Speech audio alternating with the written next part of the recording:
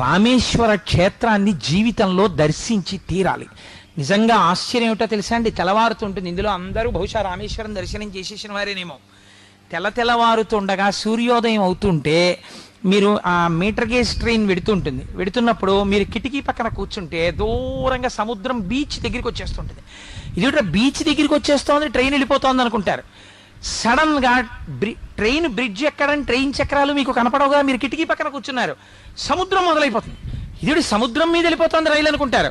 సముద్రం మీద వెళ్ళిపోతుంటే చుట్టూ సముద్రం, మధ్యలో చిన్ని రైలు పెట్లు, మీరు సముద్రం దాటి వెళ్ళిపోయి ఆ ఇసుక తెన్నెల మీద కాస్తున్నటువంటి ఆ చక్కటి కర్బూజాకాయలు, చిన్ని చిన్ని క్షేత్రాలు దాటుకుంటూ వెళ్ళి రామేశ్వరం అని చిన్న బోర్డు అక్కడ దిగ్గాని మీకు ఆశ్చర్యం ఏంటో తెలుసా అండి, కొత్త ప్లాట్ఫామ్ కడదామని అక్కడ తవ్వుతుంటే దక్షిణామూర్తి యొక్క పెద్ద మూర్తి దొరికింది.